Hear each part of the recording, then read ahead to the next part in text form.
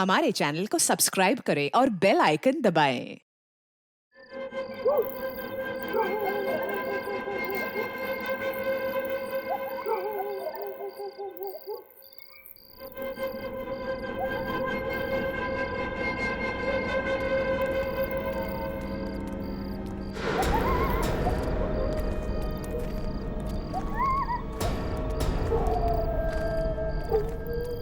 रुक जाओ, अपने अपने मुखौटे खोल दो।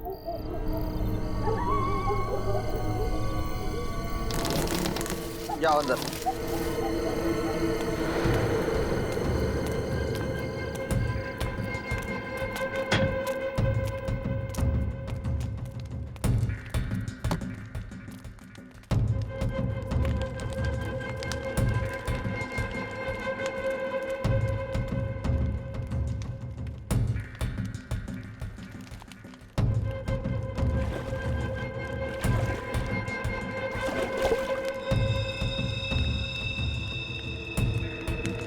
जो करना है कर लो, लेकिन तुम अब मुझसे अब ये काम नहीं करवा पाओगे।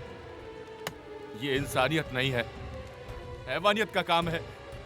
तुम लोग मानव नहीं, दानव हो। दानव हो तुम।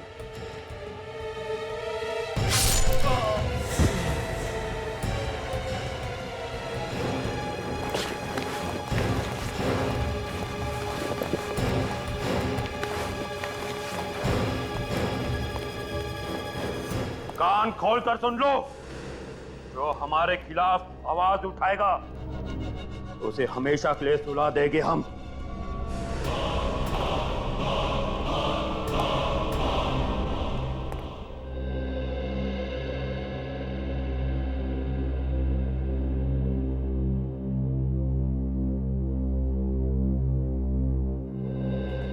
इतना क्या मेकअप करती हो रिया? कुछ देर और अगर मेकअप कर लेती ना तो आज रेस्टोरेंट बंद हो जाता। ओ कम ऑन जगत, लड़कियां बिना खाने के रह सकती हैं पर बिना मेकअप के नहीं। एनीवेज तुम नहीं समझोगे ये सब। अच्छा तुम मेनू देखो, मैं प्लेट लेता हूँ। ओके।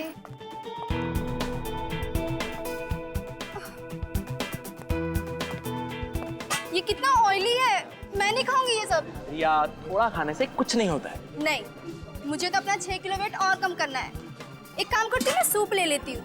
मैडम जी इतनी डाइटिंग करोगी तो एक दिन हवा में गायब हो जाओगी। ठीक है, तो ये ग्रैब सूप है, वो ले लो। ठीक है ओके।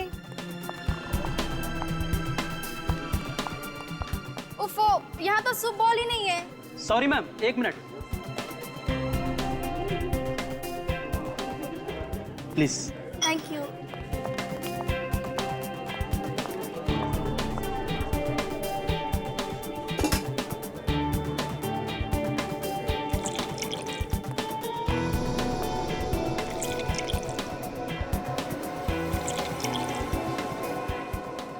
हो गया रिया? हाँ हो गया। चलो, कह रही थी तुम्हारे दीदी का कॉल आया था। दीदी का नहीं, मामा का फोन आया था। अच्छा मम्मा का कॉल था। हाँ तो रिया क्या कह रही थी तुम्हारी मम्मा? अरे यार, मैं तो तुम्हें बताना ही भूल गई। हाँ, वो कह रही थी ना कि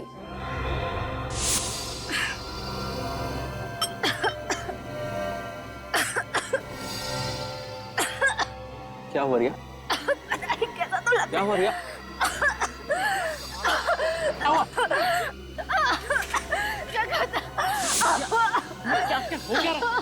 रिया, रिया संभालो अपने आप को रिया। रिया, रिया, रिया। खाना गले में तो नहीं अटक गया? ट्रैप सूप पी रही थी। रिया, अरे पानी पिलाओ ना उसे। क्या हुआ है? रिया, रिया, ये लो पानी। रिया पानी। ये तो मर गई है। रिया, रिया उठो रिया, रिया, रिया, रिया उठो रिया। रिया, कौन है इस होटल का मैनेजर? सर मैं हूँ मैनेजर। तुम इस होटल के मैनेजर हो? क्या मिलाया था तुमने सूप में? सर हमने सुबह कुछ नहीं मिलाया था सर। तुम जाकर बावर्ची को बुला कर लाओ जल्दी। बावर्ची को बुलाने की जरूरत नहीं है, अब तो सीआईडी आएगी।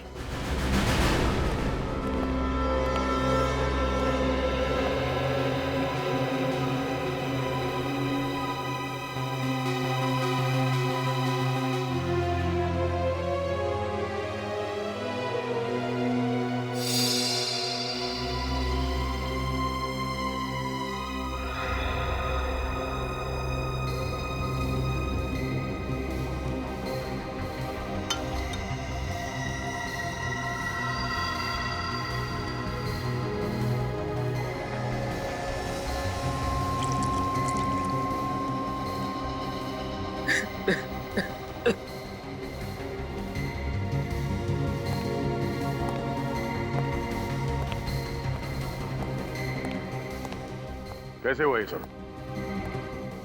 सर, मैं और रिया इस डाइनिंग हॉल में जब दाखिल हुए तब तक रिया बिल्कुल ठीक थी सर। जैसे ही उसने ये सूप पिया और कुछ ही पलों में उसे बेचैनी होने लगी और ये सब कुछ हो गया सर। रिया को इससे पहले भी ऐसा कभी कुछ हुआ था? नहीं सर, कोई पुरानी बीमारी? नहीं सर, रिया बिल्कुल तंदुरुस्त थी सर। वो तो सर इन लोगों ने उस सूप में जहर मिलाया और मेरी बीवी को मार डाला सर। कमाल करते हैं आप। पिछले 2 घंटे से आप एक ही बात दोहराए जा रहे हैं। सर आप ही सोचिए, रिया मैडम ने जो सूप पिया है, हमारे बाकी गेस्ट ने भी वही सूप पिया है। सर अगर सूप में जहर होता तो बाकी लोगों पर भी तो इसका असर होता। आप लोग आपस में बहस करना बंद कीजिए। अच्छा, आप लोगों ने भी सूप पिया था तो आप लोगों को बेचैनी नहीं हुई? नहीं सर, अभी तक तो कुछ नहीं हुआ। पर मुझे इस औरत की लाश देख करके बेचैनी हो रही है। मैम, जो सवाल पूछा जाए उसका जवाब दीजिए आप। सॉरी सर, असल में मैं 2 बाउल भर के सूप पी थी, पर मुझे कुछ नहीं हुआ।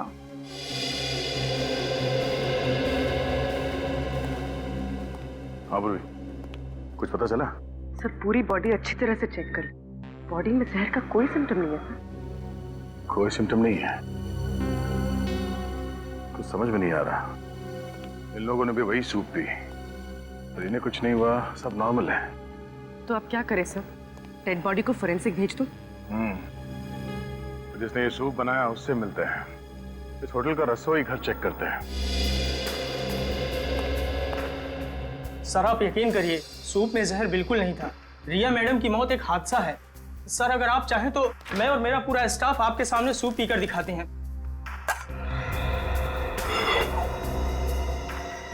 मैं आप लोगों को एक आखिरी मौका देता हूँ, सच बताओ। हाँ? क्या सूप में जहर था? नहीं साहब, सूप में जहर नहीं था। सर सूप मैंने ही बनाया था सर। जब से ये रिसोर्ट शुरू हुआ है तब से मैं यहाँ काम कर रहा हूँ सर। कभी भी किसी भी गेस्ट के साथ ऐसा हादसा नहीं हुआ सर। फिर मैं किसी गेस्ट को क्यों मारूंगा सर? सर अंदर कोई जहरीली चीज नहीं मिली। आप सब लोग एक बात कान खोल के सुन लो। अगर आप में से किसी ने भी कोई चालाकी की, किसी भी चीज को हिलाने की या मिटाने की कोशिश की, तो माफी मांगने के लायक नहीं रहोगे, समझे?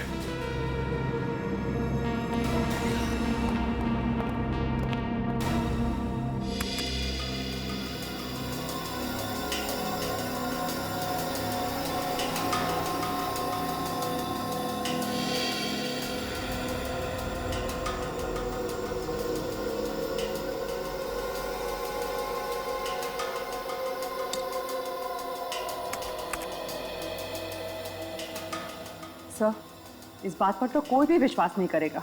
जानता हूँ तारिका, और खास तौर पर वो प्रद्युमन तो बिल्कुल विश्वास नहीं करेगा। उसे समझाने के लिए तो ये सब कुछ दोबारा से करना पड़ेगा।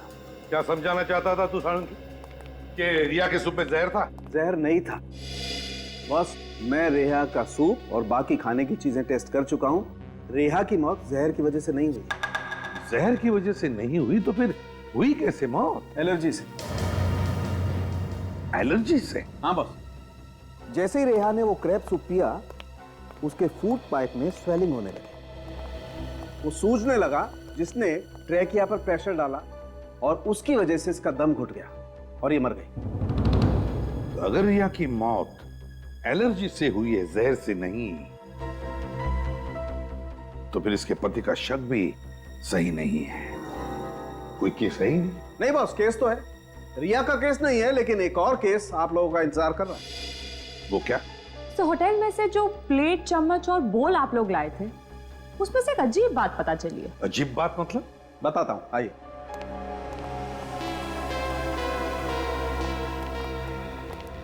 बॉस, ये चम्मच सेरेमिक का है और सेरेमिक 3000 डिग्री सेल्सियस पे पिघलने लगता है। अब मैं इसे हाई टेम्परेचर बीम पर तोड़ता हूं। लेकिन सर आप इसे तोड़ना क्यों चाहते हैं? क्योंकि ये ऊपर से सेरेमिक का है, इसके अंदर कुछ और है।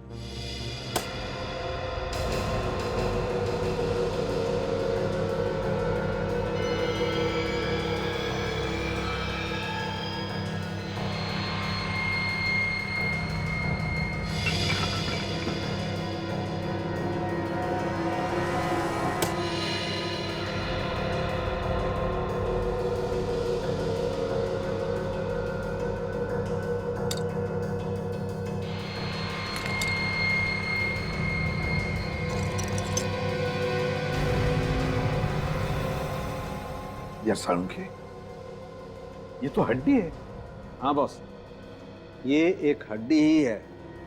और चौंकाने वाली बात यह है कि किसी जानवर की हड्डी नहीं है, बल्कि ये एक इंसान की हड्डी है। क्या? इंसान की हड्डी? हाँ, किसी इंसान की पेल्विक बोन को काटकर उस पर सेरेमिक कोटिंग की गई है। लेकिन ये कैसे हो सकता है सर? हो सकता है, मैं बताता हूं। बॉस, हजारों साल पहले भी लोगों ने इंसान की हड्डियों से क्रॉकरी बनाई है। ये देखो, ये जो चम्मच है, ये किसी ने छोटे बच्चे की उल्ना, ये हाथ की ऊपर वाली हड्डी को तराश के बनाई है, जैसे कि वो चम्मच बनी है। और इतना ही नहीं बॉस, वो जो प्लेट आप लोगों को होटल से मिली है, उसमें तो एक नहीं, अलग अलग 12 इंसानों की हड्डियां मिली हुई है। उस प्लेट में 12 लोगों की हड्डियां मिली है? हाँ। माय गॉड, कौन कर सकता है ये तो कोई ऐसा आदमी कर सकता है जिसका मानसिक संतुलन पूरी तरह से बिगड़ गया है। पता लगाना पड़ेगा होटल से कि उनको क्रॉकरी कौन सप्लाई करता है।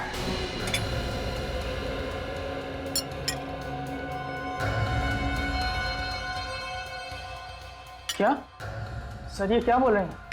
इंसानों की हड्डियों से बने हुए बर्तन? हाँ, और ये सारे बर्तन हम ले जा रहे हैं ताकि चेक करके देख सके ये भी वैसे ही इंसानों की हड्डियों से बने हैं या नहीं। और अगर सब के सब जेल की हवा नहीं खाना चाहते हो तो जल्दी से बताओ, ये इंसानी हड्डियों से बनी क्रॉकरी इस रिसोर्ट में कहां से आई है? सर, हम तो बावर्ची हैं। सामान खरीदने और पसंद करने की जिम्मेदारी तो मैनेजर साहब की है। नहीं सर, मैंने ये क्रॉकरी बिल्कुल पसंद नहीं की सर। सर, आज एक सेल्समैन आया था सर, उसने ये सैंपल के तौर पर दिया। सर, महंगाई कितनी बढ़ गई है। इतने बड़े रेस्टोरेंट में भी क्रॉकरी का बजट नहीं है, सैंपल से काम चला रहे हैं। ये सैंपल की क्या कहानी है?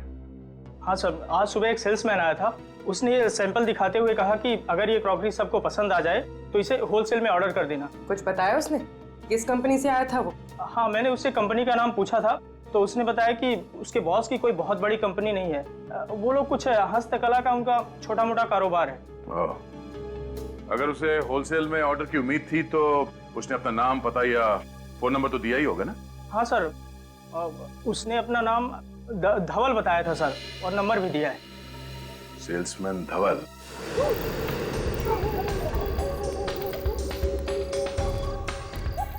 सर, ये रहा धवल का घर। मोबाइल कंपनी वालों ने यही एड्रेस बताया था। मेरा शक सही निकला, धवल है ही नहीं यहाँ पे। साहब, आप लोग धवल से मिलने आए हैं क्या? धवल के रिश्तेदार हो क्या आप लोग? जी नहीं, हम लोग सीआईडी से। बाबा रे बाबा, सीआईडी से? देखा, मुझे मालूम था कि वो एक नंबर का लफड़ेबाज है। ऐसा क्यों? क्योंकि साहब वो सुमड़ी में रहता था, खाना भी बाहर से आता था और पानी भी। कब से रह रहा था वो यहाँ पे? 3 महीने हो गए मैडम, लेकिन 3 महीने में मुश्किल से 3 बार किसी से बात किया होगा। सर, अच्छा ये बताइए कि इस धवल के बारे में कोई ऐसी बात जो आप लोगों को अजीब सी लगी? 2 हफ्ते में एक बार एक वैन आता था, वो भी देर रात को। कैसी वैन? वो तो मालूम नहीं साहब, लेकिन वो वैन यहाँ घर के सामने आकर खड़ी रहती थी। यहाँ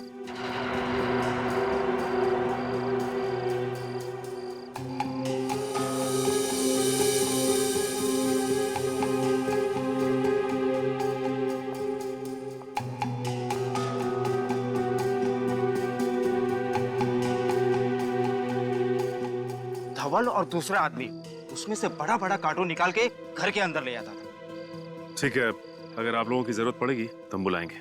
आप लोग यहीं रुकिए। जी। क्या हो श्रेया, कुछ मिला क्या? सर, ये देखिए, शायद धवल की फोटो है ये। धवल की फोटो? इस फोटो को देखिए, क्या यही धवल है? हाँ साहब, यही धवल है।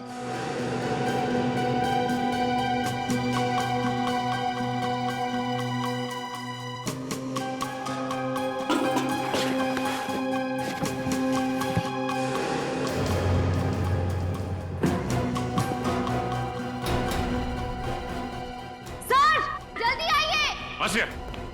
सर! My God!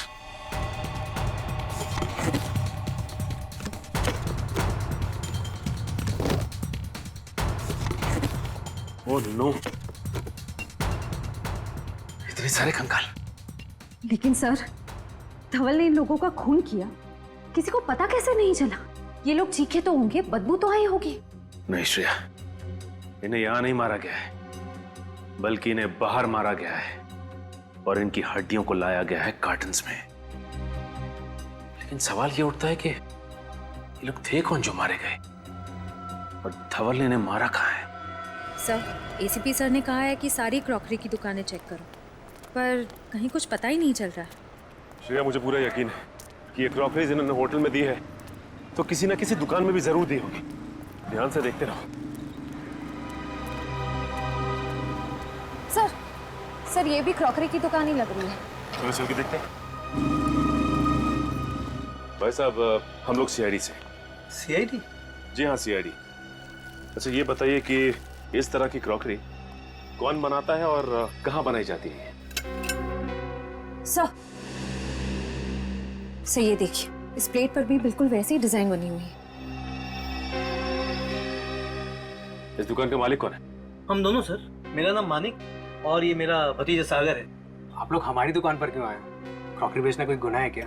क्रॉकरी बेचना तो गुनाह नहीं है, लेकिन इस तरह की क्रॉकरी बेचना गुनाह जरूर है। ये बताइए, इसे सप्लाई कौन करता है आपको? सर ये कोई बड़ी फैक्ट्री का माल तो है नहीं। बाकी और क्रॉकरीज की तरह इस पर किसी कंपनी का नाम नहीं है। सेल्समैन आते हैं और सैंपल के तौर पर ये सेट यहाँ छोड़ जाते हैं। बाकी उनका माल बिकता है तो ये रोकड़ा हम उनको दे देते हैं। और ये माल लगातार नहीं मिलता, 2-3 महीने में एक ही बार आता है। और हाँ, हर बार सेल्समैन भी अलग अलग होते हैं। इसे पहचानते हैं आप लोग? हाँ, अरे ये तो वही सेल्समैन है ना जो पिछले 2-3 महीनों से ये माल सैंपल के तौर पर हमें देखा जाता था। क्या नाम था इसका? धवल, और आजकल फरार रही है। सर आप क्या बात कर रहे हैं, कुछ समझ नहीं आ रहा। देखिए, हम आपको डराना नहीं चाहते, लेकिन आइंदा से इस तरह की क्रॉकरीज अपनी दुकान में मत रखिएगा, समझे? लेकिन क्यों? क्योंकि ये सिर्फ सिरामिक से नहीं बल्कि इंसान की हड्डियों से बना है।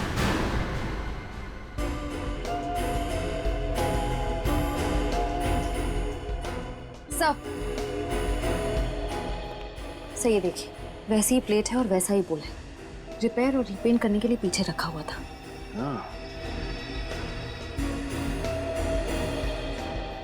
भाई साहब, इसे रिपेयर और रीपेंट आप किससे और कैसे करवाते हो? सर वो धवल, वही ऐसे खराब पीसेस को खुद आकर वापस ले जाता है और वर्कशॉप में रिपेयर करवाता है। श्रेया, एक बार ये पता चल जाए कि ये कारीगर हैं कौन, तो सप्लायर कौन है ये खुद ब खुद पता चल जाएगा। सर धवल के घर से जो खोपड़ियां मिली हैं, उसके जरिए डॉक्टर साळुंके ने अब तक 15 लोगों के चेहरे बनाए हैं। सर ये है वो लोग।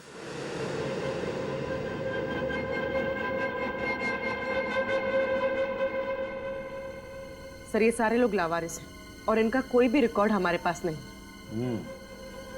ढोल कहाँ रहता था? सर दहीसर के पास किसी रजाना गांव में। दहीसर के पास किसी रजाना गांव में? इस रजाना गांव के पास तो कोई मुर्दाघर है, और ये जो कोई भी ये सब कर रहा है तो जरूर कहीं ज्यादा दूर नहीं जाएगा लाशों के लिए। रजाना गांव के पास के मुर्दाघर से ही लाशें उठाई होंगी उसने। पता लगाओ इस मुर्दाघर से। उस समय से मुझे ऐसा लग रहा था कि मुर्दाघर से कुछ लाशें कम हुई है, लेकिन जब आपने कंकाल की मदद से बने हुए चेहरे दिखाए तब मुझे यकीन हुआ।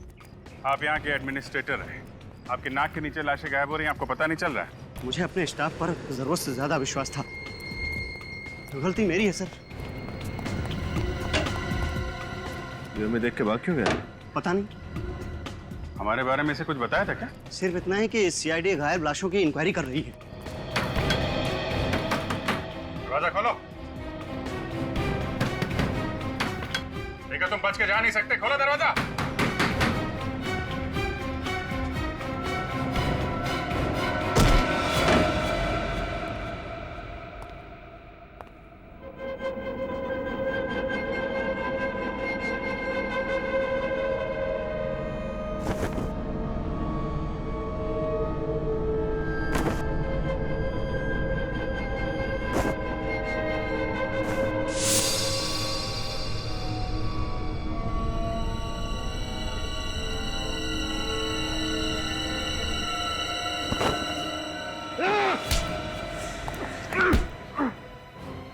रहने के लिए मुर्दों का सहारा ले रहा है? छोड़ दो मुझे, जाने दो। कहाँ जाएगा? तुझे तेरी मंजिल तक तो हम लेकर जाएंगे। लाशों की चोरी करता है। ये करता था लाशों की चोरी? हाँ, और ये मत पूछना कि लाशों के साथ ये क्या करता था। ले चलो इसे। कुछ साबित नहीं कर पाओगे इंस्पेक्टर, कुछ भी नहीं।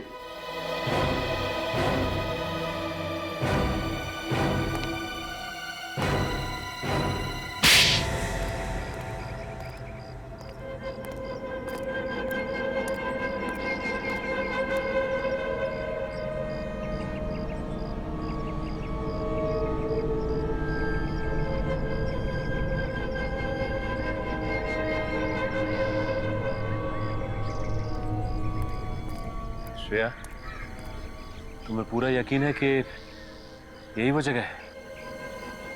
हाँ सर, हमारे खबरी ने इसी जगह के बारे में बताया था जहाँ पर क्रॉकरी पर हैंड पेंटिंग करने वाले कारीगर काम करते हैं। सर, उसने तो ये भी बताया था कि इनमें से कुछ कारीगर रात में कभी कभी गायब हो जाते हैं।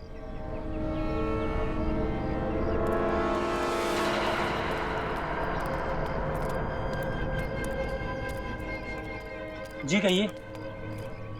हमें क्रॉकरी पे। देखिए मैम, हम क्रॉकरी नहीं बेचते, आपको शायद कुछ गलतफहमी हुई मैम। हम लोग तो बस यहाँ के कारीगर हैं और इसमें पेंटिंग करते हैं। हमें भी ऐसे कारीगर की तलाश है जो इस तरह की पेंटिंग कर सके। ये देखिए,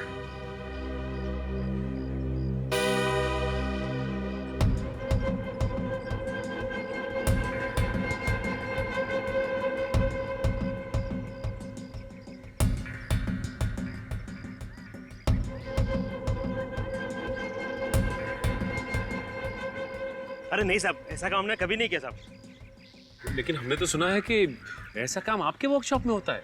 इतना बारीक और सुंदर काम आप ही लोग करते हैं।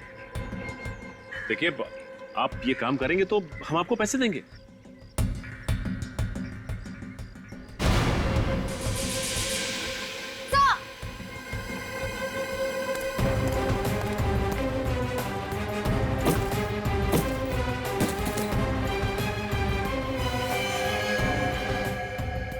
ये तो मर चुका है।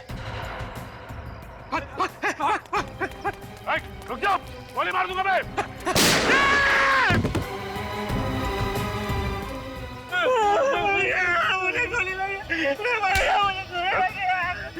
कोई गोली वोली नहीं लगी तुझे, हवा में फायर किया मैंने। अच्छा, गोली नहीं लगी? बोल, धवल को क्यों मारा तूने? बोल। सर, 5 घंटे से गाड़ी में बैठे हुए हैं sir. Ceramic crockery, ceramic flower vase, ceramic showpiece, ऐसी छोटी मोटी फैक्ट्रीज और वर्कशॉप में जा जाके हम लोग ने पूछताछ कर ली सर, कुछ नहीं मिला सर, और कुछ भी नहीं मिलेगा सर। तुम तो ऐसे बात कर रहे हो जैसे हम सीआईडी में सीआईडी वालों की मदद करने के लिए आए हैं। काम को लेकर इतना सीरियस होने की जरूरत नहीं। सर, एसीपी सर को क्या जवाब देंगे? अरे भोले राजा, जवाब क्या देना है? कह देंगे सर मेहनत तो पूरी की थी, लेकिन नतीजा टाइम पे। सर, अगर ऐसी बात तो हम लोग गाड़ी में इतना लंबा क्यों आए सर? हम गए नहीं गए किसी को पता भी नहीं चलता था, क्योंकि ये फैक्ट्री और वर्कशॉप की लिस्ट सिर्फ हमारे पास है, ब्यूरो में किसी भी कॉप के पास नहीं है। थोड़ा नाटक, थोड़ी नौटंकी करनी पड़ती। देख, हमारे यहाँ आने का फायदा क्या है कि अगर सीआईडी के पुराने वफादार ऑफिसर्स में से किसी ने भी हमारे फोन को ट्रैक करके उसे क्रॉस चेक किया तो कम से कम ये तो पता लगेगा कि हम लोग यहाँ आए थे। कितने स्मार्ट है सर आप। कोई नया डायलॉग बोल। अच्छा, एक फैक्ट्री है ये 1978 से बंद पड़ी हुई है, वहाँ मिट्टी के बर्तन बनते थे, चल के वो भी देख लेते हैं। सर, वहाँ भी कुछ नहीं मिलने वाले। मुझे बहुत भूख लग रही है, सीधा लंच खाने चलते हैं। और तुम मुर्दाघर में लाशों की हिफाजत करने के बजाय उनका सौदा करते थे, हाँ या ना? हाँ, सब किया था, लेकिन मैं तो सिर्फ लावारिस लाशों का ही सौदा किया करता था साहब, बस लावारिस लाशों का ही। धवल क्या करता था? क्या करता था वो लाशों की हड्डियों के साथ? सर उसने बताया, मेरा एक बॉस है, वो इस हड्डियों से दुनिया की सबसे बेहतरीन क्रॉकरी बनाना चाहता है साहब, दुनिया की सबसे बड़ी बेहतरीन। कौन है धवल का बॉस? कौन है वो बॉस? बताओ। नहीं पता साहब, नहीं पता। माँ की साहब, मुझे कुछ नहीं पता साहब, मुझे कुछ नहीं पता साहब, मुझे छोड़ दो। ले जाओ इसे, ले जाओ इसे सचिन।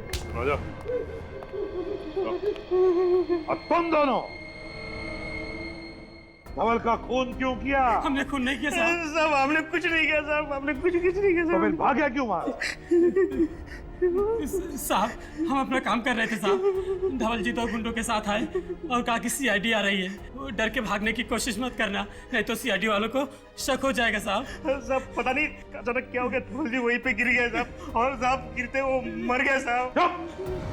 बताओ, तुम्हें मालूम था ना कि वो क्रॉकरी इंसानी हड्डियों से बनती थी? हाँ साहब, हम गरीब आदमी है साहब, हमें क्रॉकरी पेंट करने का 20,000 रुपया मिलता था साहब।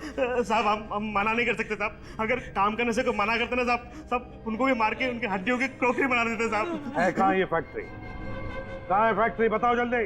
साहब गुंडे हमारी आंखों में पट्टी बांध कर ले जाते थे साहब, हम नहीं जानते साहब। आंखों पर पट्टी बांधते थे? तो अभी यहाँ पर अपनी आंखें बंद करो और बताओ कहां लेके जाते थे वो, कैसे लेके जाते थे? आंखें बंद, याद करो।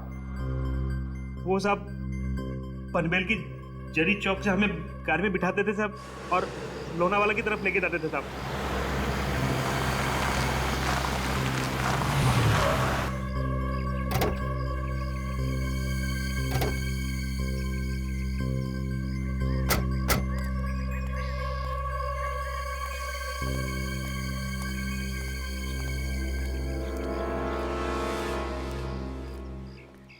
सर दिखने में तो कितनी बड़ी फैक्ट्री लग रही है ना।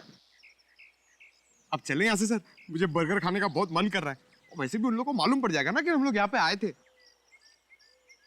अब जब यहाँ तक आ ही गए हैं तो अंदर भी देख लेते हैं। आ जा सर।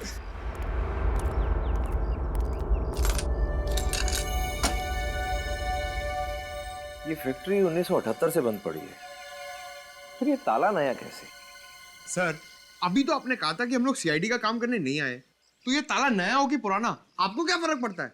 अरे बुद्धू, यही तो मौका है। देख, अगर कोई काम की चीज हाथ नहीं लगी तो बोल देंगे सर हमें कुछ भी नहीं मिला, लेकिन अगर कोई सुराग या सबूत हमारे हाथ लग गया तो सोच, पूरे शहर में ढिंडोरा पिट जाएगा कि सूरज और पंकज ने इतना मुश्किल केस अकेले ही सॉल्व कर लिया, जिसे सीआईडी के बड़े बड़े दिग्गज भी सॉल्व नहीं कर पाए थे। हाँ सर। समझा? एक काम कर, आसपास जरा जाकर देख कोई मिलता है क्या। मैं ये ताला तोड़ने की कोशिश करता हूँ। Okay sir.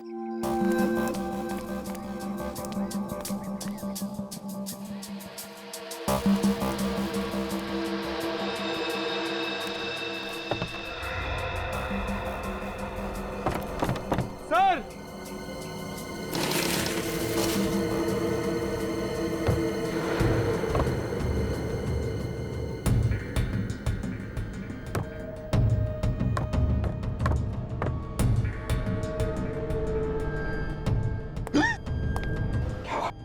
सर हड्डी। चुप। सर मैं कह रहा हूं अभी भी वक्त है, दया सर और अभिजीत सर को बुला लीजिए, ये जगह बहुत डरावनी है सर, मुझे बहुत डर लग रहा है। चुप। ऐसी छोटी मोटी तहकीकात के लिए उन्हें बुलाने की क्या जरूरत है? खुद कुछ नहीं करेंगे क्या? चुपचाप मेरे पीछे आओ, देखिए इस कमरे में है क्या।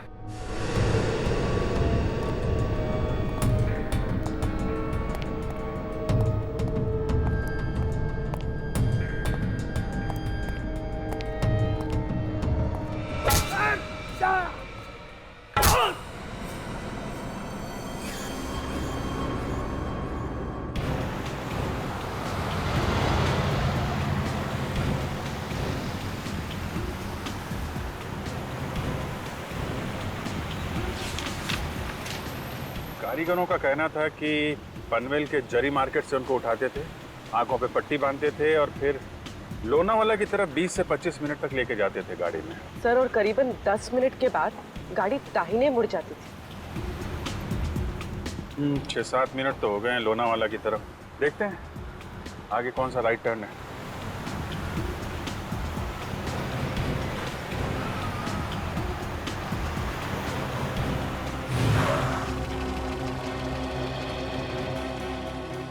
चिरंगी लेन, चिरंगी लेन, यही हो सकता है। इधर ले लो।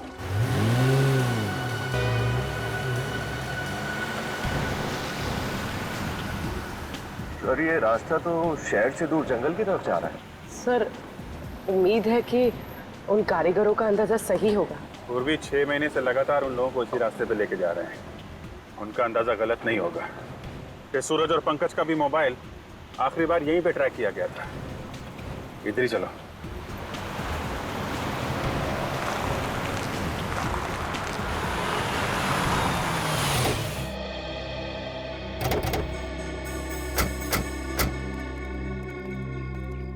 सर रास्ता बंद है यहाँ पर। करीब 25 मिनट हो भी गए। तो सर उन कारीगरों ने ये भी बताया था कि गाड़ी से उतरने के बाद करीब 5 मिनट तक उन्हें जंगल में पैदल ले जाया जाता। चलो फिर जंगल में चलते हैं।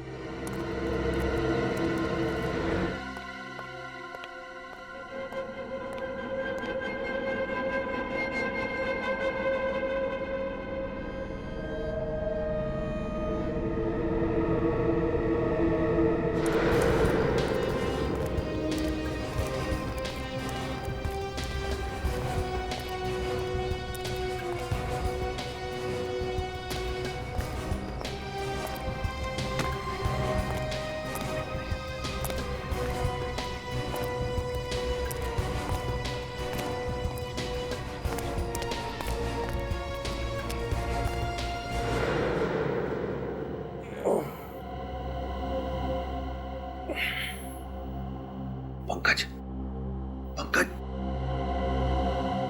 पंकज, पंकज, उठ, चुप, चुप, धीरे बोल, धीरे बोल, धीरे बोल।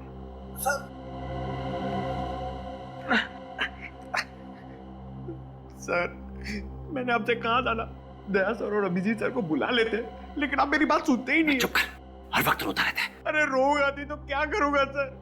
ये वही नरक है जहाँ पर इंसान की हड्डियों के साथ ये लोग सिरामिड की प्लेट्स और सूप बोल्स बनाते हैं सर। सर मैं आपके हड्डियों के प्लेट और सूप बोल्स बनते हुए नहीं देख सकता हूँ सर। अरे कुछ नहीं होगा हमें। सर कैसे कुछ नहीं होगा? सीआईडी की टीम को पता भी नहीं कि हम लोग कहाँ पर हैं और हमारे पास बंदूकें भी नहीं है। तो क्या होगा? भूल गया सीआईडी की ट्रेनिंग? हम सीआईडी वालों को बंदूक नहीं हाथों से लड़ना भी सिखाया जाता है। और आज हम सिर्फ सीआईडी की इज्जत के लिए नहीं, अपनी जान के लिए भी लड़ेंगे। अभी सुन, ये मेरी पतलून को थोड़ा सा ऊपर कर। हाँ? पतलून को ऊपर कर।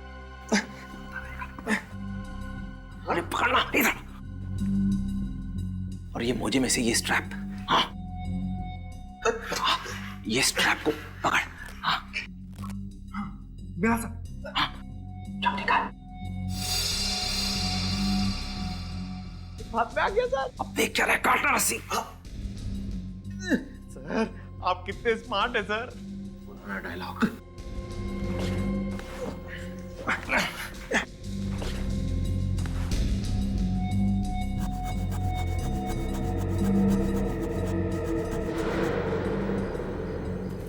सर इतने बड़े जंगल में उस जगह को ढूंढना बहुत ही मुश्किल होगा।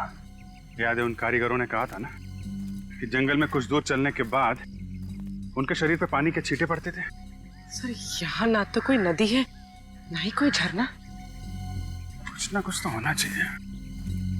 सर कहीं ऐसे तो नहीं कहीं कोई पानी का पाइप वाइप फट गया हो सकता है, ढूंढो।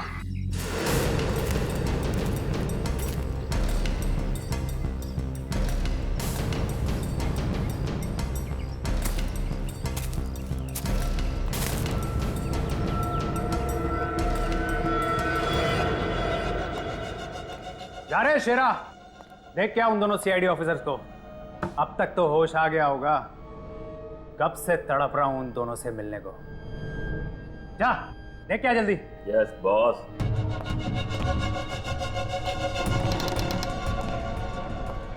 चल।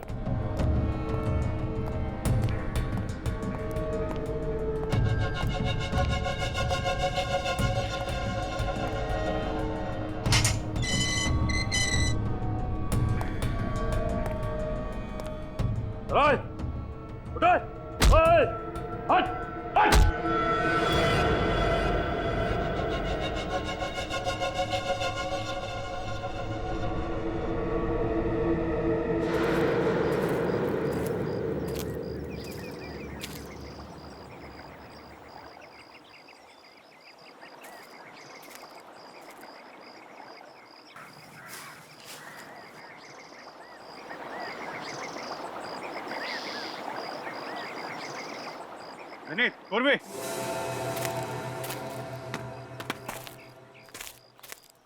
यहाँ अंदर पानी का पाइप जा रहा है।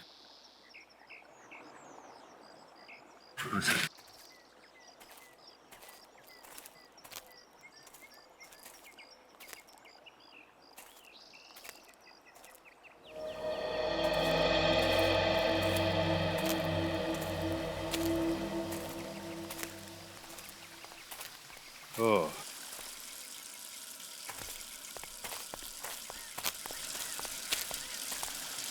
यहाँ पे पानी की पाइप फटी हुई है। तो लगता तो हम सही जगह आ गए। सही करो विनीत, यहीं कहीं आसपास होगी वो जगह। तो ये है वो जगह जहाँ पे सूरज और पंकज को कैद करके रखा है। चल चल फटाफट।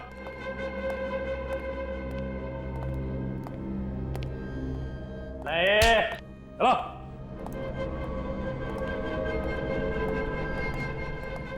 चल चल अंदर चल।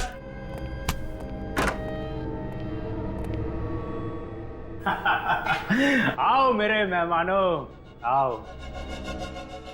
अब तक तो तुमने देख लिया होगा मेरा छोटा मोटा कारोबार। तुम? आप लोग हमारी दुकान पर क्यों आए? क्रॉकरी बेचना कोई गुनाह है क्या? सर, ये वही सागर है जिसकी होलसेल मार्केट में सिरामिक्स की दुकान है। हाँ, सागर सागर।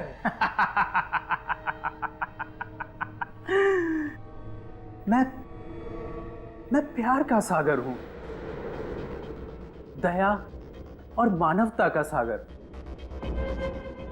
दिल दरिया है मेरा। मैं तो सिर्फ एक समाज सेवक हूं।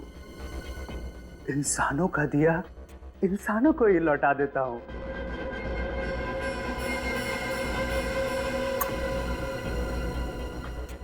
इंसानों की हड्डियां मिट्टी में क्यों मिले? इन हड्डियों से बर्तन क्यों ना बनाए जाएं? हैं?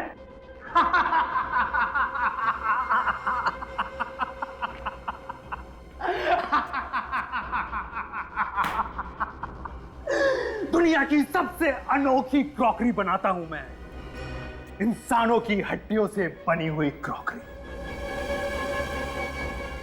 और इस बार तो कुछ अनोखा डिजाइन करना होगा, कुछ स्पेशल, जिसमें सीआईडी अफसर्स की हड्डियां हो।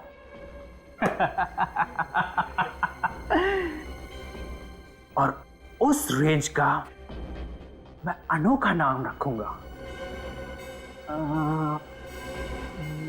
हाँ, सीआईडी स्पेशल रेंज। सब कुछ बिक जाएगा, सब कुछ बिक जाएगा। चुप! ये तू ठीक नहीं कर रहा है सागर। तुझे अंदाजा नहीं है कि हम सीआईडी वाले क्या कर सकते हैं। सीआईडी वाले नहीं, करूंगा अब मैं। शेरा, लेके जाए इन दोनों को और जिंदा तेजाब में डाल दे। कुछ ही देर में दोनों तड़प तड़प के मर जाएंगे। उसके बाद इन दोनों की हड्डियों से बनेगी सीआईडी स्पेशल क्रॉकरी। लेके जाओ।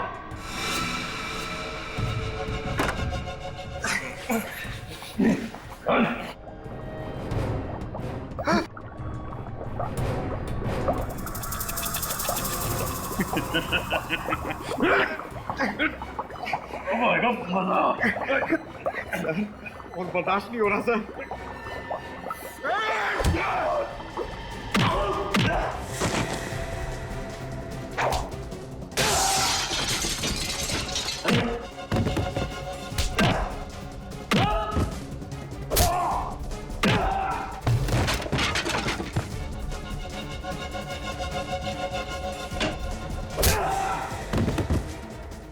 सीआईडी की हड्डियों से क्रॉकरी बनाएगा।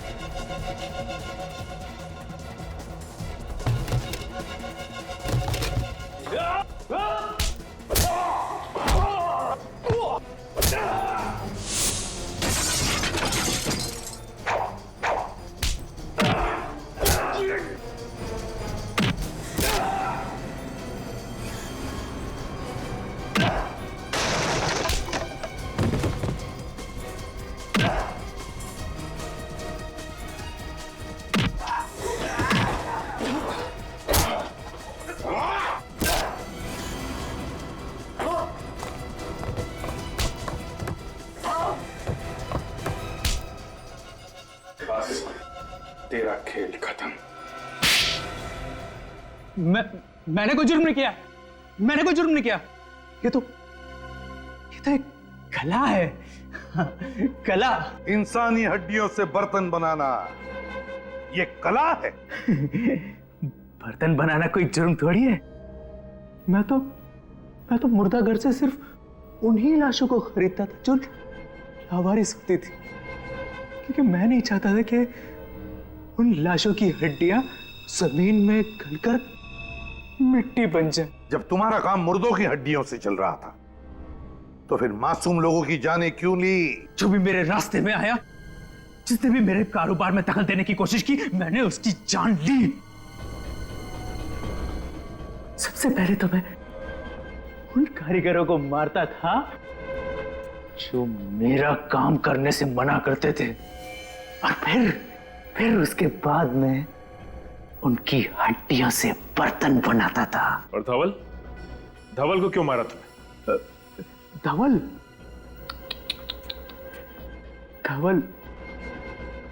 धवल मेरा बहुत चहीता था, दाहिना हाथ था मेरा। लेकिन क्या करें, आप लोगों ने उसको पहचान लिया और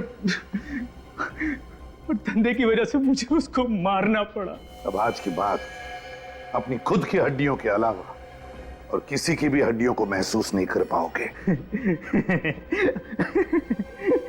मेरी हड्डियां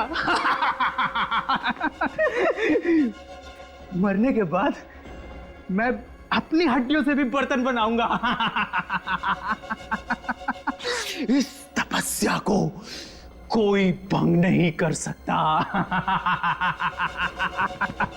इसकी दिमागी हालत ठीक नहीं कोई है, भंग नहीं कर सकता। साइकेट्रिक ट्रीटमेंट की जरूरत है इसे। फिर अदालत ही तय करेगी इसे क्या सजा देनी है। ले जाओ इसे।